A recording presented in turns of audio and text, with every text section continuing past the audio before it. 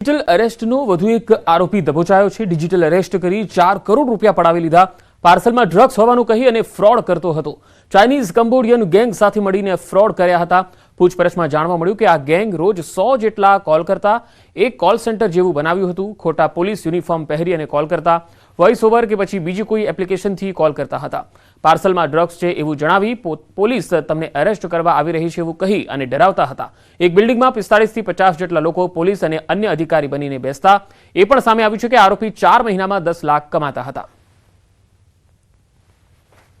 ફરિયાદીને જે કોલ કરીને અને જેમને ધમકાયું કે તમારે પાર્સલમાં ડ્રગ્સ મળ્યા છે અને આ વસ્તુ મળી છે, એના કારણે તમે અરેસ્ટ કરવામાં આવશે। એ જે કોલ કરનાર વ્યક્તિ છે એમને આપણે ઝડપી પાડવામાં આવેલ છે। એ કોલ કરનાર વ્યક્તિ, એમનું નામ જે ચેતન કોકરે, મહારાષ્ટ્રના કોલાબા મુંબઈના નિવાસી છે અને એ અમુક લોકો સાથે મળીને અને આ વસ્તુઓની એ જે ગેંગ છે, આપણે કહીએ કે ચાઇનીઝ કંબોડિયન ગેંગ સાથે મળીને એ આવી રીતે ફરિયાદીને કોલ કરીને પછી ફરિયાદીને ડરાવતા હતા અને એના પછી જ્યારે ફરિયાદીને બહુ ડર બેસી જાય પછી એ લોકો પાસેથી એમને પૈસા એ લોકો પાડતા હતા।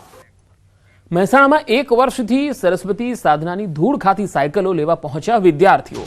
ઊંઝાના ઉનાવાથી સર્વોદય સ્કૂલ માટે સાયકલો લેવા વિદ્યાર્થીઓ પહોંચ્યા હતા। શાળાના સંચાલકોને શ્રમિકો ન મળતા હોય એમ વિદ્યાર્થીઓ પાસે સાયકલો મિની ટ્રકમાં ભરાવડાવી। ત્યારે સર્વોદય સ્કૂલના સંચાલકો સામે પણ સવાલ છે। નવાઈની વાત એ છે કે વર્ષ 2023ની શાળા પ્રવેશોત્સવની આ સાયકલો વિતરણના ભાવે ભંગાર બની ગઈ। જો કે આ સાયકલો ભંગાર બન્યા બાદ હવે વર્ષ 2024માં વિતરણ કરાશે। વિદ્યાર્થીઓને આપવાની આ સાયકલો એ હદે ભંગાર છે કે તેના ટાયરમાં હવા નથી। ટ્યુબની પણ સ્થિતિ શું હશે એ કહેવું મુશ્કેલ છે।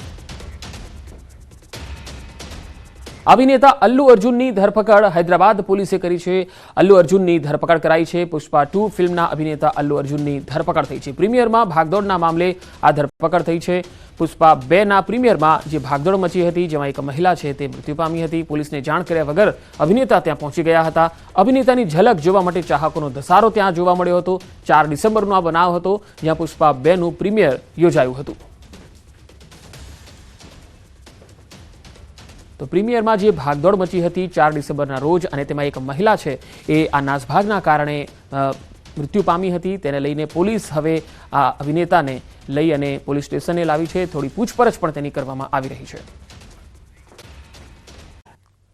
રાજ્યમાં તાપમાનનો પારો ગગડી રહ્યો છે, ત્યારે જૂનાગઢ જિલ્લામાં લઘુત્તમ તાપમાન 10 થી 12 ડિગ્રી જેટલું નોંધાઈ રહ્યું છે।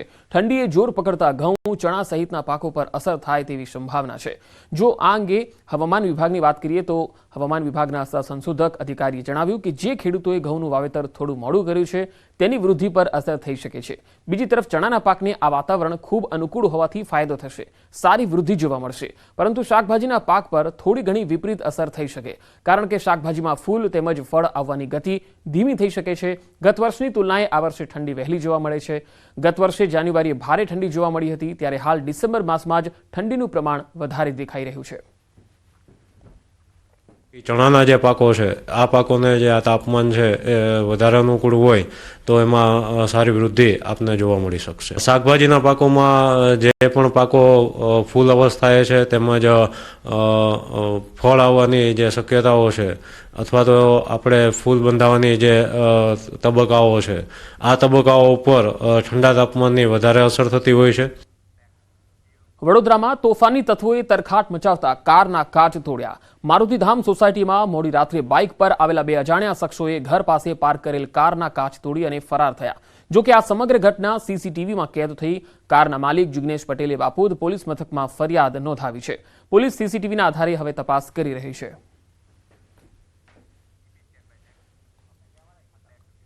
સુરતના પાંડેસરાથી 2 ચેઇન સ્નેચર ઝડપાયા। સુરત ક્રાઇમ બ્રાન્ચે પાંડેસરાના વડોદ ગામેથી ચેઇન સ્નેચરની ધરપકડ કરી છે। આરોપી મોહિત પટેલ અને રાહુલ કુમાર ઉર્ફે રંગાની ધરપકડ કરી। આરોપીઓ પાસેથી 12 સોનાની ચેઇન, બાઇક સહિત 12,85,000નો મુદ્દામાલ જપ્ત કરાયો છે। આરોપી મોહિત સામે સુરતના અલગ અલગ પોલીસ સ્ટેશનમાં 22 જેટલા ગુના નોંધાયેલા છે। આરોપીઓ ચોરીને અંજામ આપવા નંબર પ્લેટ વગરની ગાડીનો ઉપયોગ કરતા। બંને આરોપી સુરતના અલગ અલગ વિસ્તારોમાં ચેઇન સ્નેચિંગ જેવી ઘટનાઓને અંજામ આપતા હતા। સુરત શહેરમાં 12થી વધુ ચેઇન સ્નેચિંગના ગુનાઓમાં પકડાયેલા સંડોવાયેલું જાણવા મળ્યું।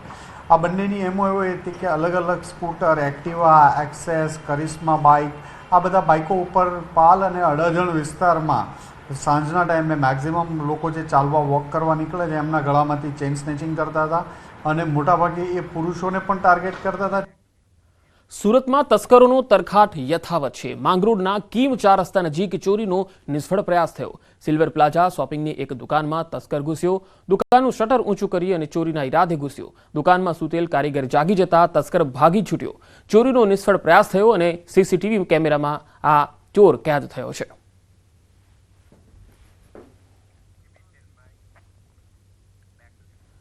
પંચમહાલના કાલોલના વેજલપુરમાં તસ્કરો બાઇક ચોરીને ફરાર થયા. જી હા, કાલોલના વેજલપુરની જૈન સોસાયટીના લોકો રાત્રે મીઠી નિંદર માણતા હતા અને એ જ વખતે તસ્કર ટોળકીએ મોકાનો લાભ લઈ અને સોસાયટીમાંથી 2 બાઇકની ઉઠાંતરી કરી ફરાર થઈ ગયા. સોસાયટીમાં ઘર આંગણે લોક કરીને પાર્ક કરેલી બાઇકની ચોરી કરી 6 શખ્સો ગાયબ થયા. જોકે બાઇક ચોરીની આખી ઘટના સીસીટીવીમાં કેદ થઈ છે. વેજલપુર પોલીસે બાઇક ચોરી અંગે તપાસ હાથ ધરી છે. જૂનાગઢમાં આપા ગીગાની જગ્યા સત્તાધારના મહંત વિજય ભગતનો વિવાદ સંવાનું નામ નથી લઈ રહ્યો. સત્તાધારના મહંત વિજય ભગત પર તેમના ભાઈ નીતિન ચાવડાએ વ્યભિચાર સહિતના ગંભીર આક્ષેપો કર્યા. વિજય ભગતે આ આક્ષેપો અંગે જવાબ આપતા કહ્યું કે તેના તમામ આરોપો ખોટા છે અને તે સમાજને ગેરમાર્ગે દોરી રહ્યો છે. આ વિવાદમાં હવે મેંદરડાના ખાકી મઢીના મહંત સુખરામદાસ બાપુનું આગમન થયું છે. તેમણે વિજય બાપુના સમર્થનમાં પ્રતિક્રિયા આપી.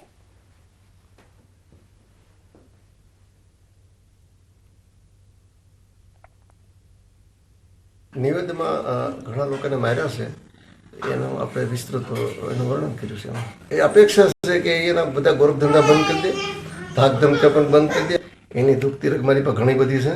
એના જે કૌભાંડો મારી ભેગો 14 વર્ષ રહ્યો છે માણા, મેં એને જ ભણાવ્યો છે. એ જગતના પડ ઉપર ખોટું બોલે છે. મારા ફાધરે એને 1 રૂપિયો નથી આપ્યો. હું નોકરી કરતો તો મેં જ એને ભણાવેલો છે. મેં એની પાસે પૈસા માંગ્યા હતા, ભાઈ તું મેં તને ભણાવ્યો છે, તું મને પૈસા આપી દે.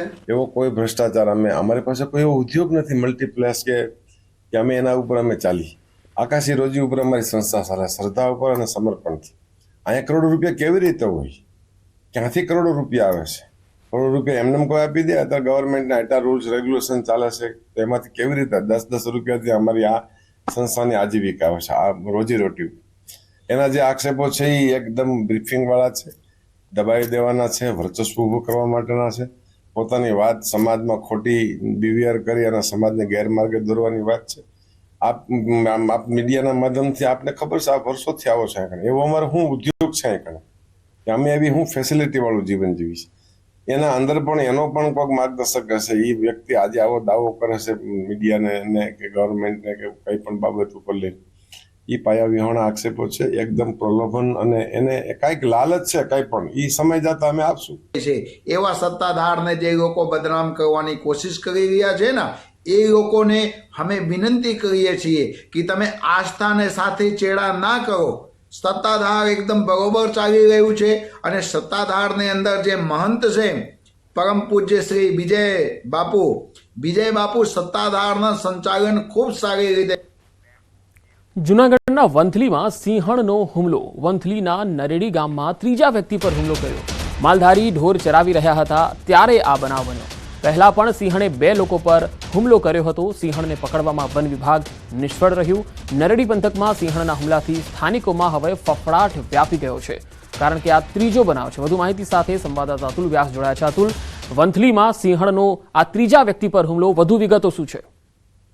જે પંકજ આપને ચોક્કસ જણાવ્યું કે છેલ્લા 6 ડિસેમ્બરના રોજ છે ત્યાં સિંહણ છે તેણે વનકર્મી અને માલધારી પર હુમલો કર્યો હતો.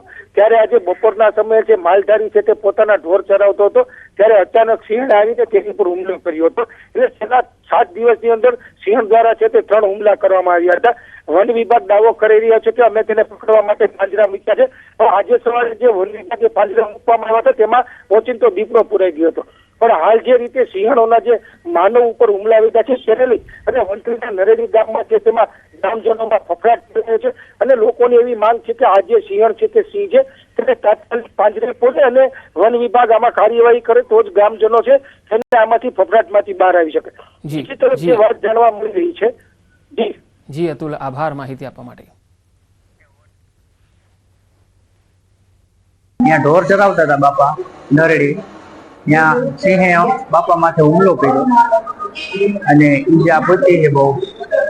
પડખામાં લાગ્યું છે અને ઓઠમાં લાગ્યું છે. 3 જણાને ઈજા કરી અને એની પહેલા બે થી 3 જણાને ઈજા કરી હતી. સિંહે હુમલો કરેલો.